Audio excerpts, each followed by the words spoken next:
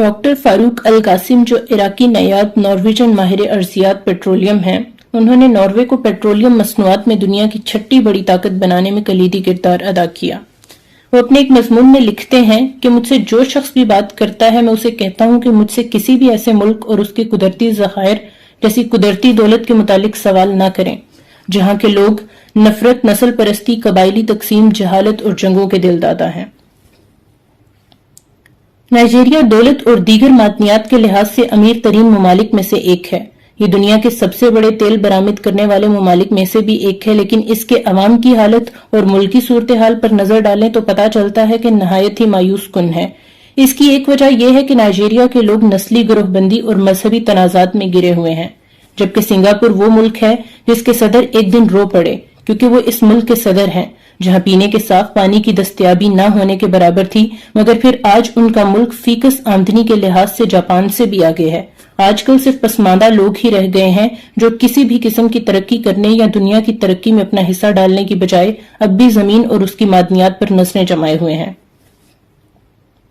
میں ان سے پوچھنا چاہتا ہوں کہ وہ اس میں سے اب ایسا کیا نکالنا چاہتے ہیں جس کے سہارے وہ محض زندہ رہنے کا خواب دیکھتے ہیں۔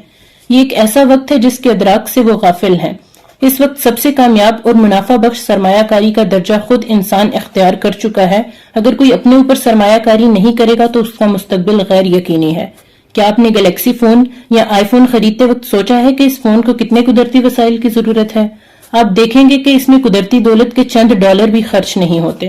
سادہ سا چند گرام لوہا، ایلومینیم اور تانبا، شیشے کا ایک چھوٹا سا ٹکڑا اور تھوڑا سا پلاسٹک وغیرہ، لیکن آپ اسے سینکڑوں ڈالر میں بھی خریدنے پر تیار ہوتے ہیں۔ ایک موبائل فون کی قیمت تیل اور گیس کے درجنوں بیرل سے بھی زیادہ ہے۔ وجہ یہ ہے کہ اس میں انسانی ذہنوں کی تخلیق کردہ تکنیکی فکری دولت ہے اور یہی مستقبل کی سب سے بڑی دولت ثابت ہوگی۔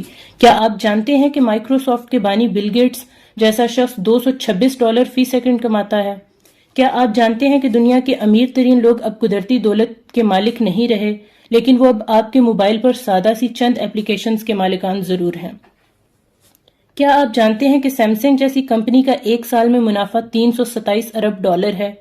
جی ڈی پی کی اتنی رقم جمع کرنے کے لیے ہمیں 100 سال درکار ہیں۔ آپ کو محض یہ وہم ہے کہ آپ کے پاس قدرتی وسائل سے حاصل کردہ دولت ہے جو آپ کو آپ کے دماغ کا استعمال کیے بغیر امیر بنا سکتی ہے۔ اپنا وہم ترک کر دیں اور بیل جیسی کند ذہنیت کے ساتھ دولت کو استحکام نہیں دیا جا سکتا۔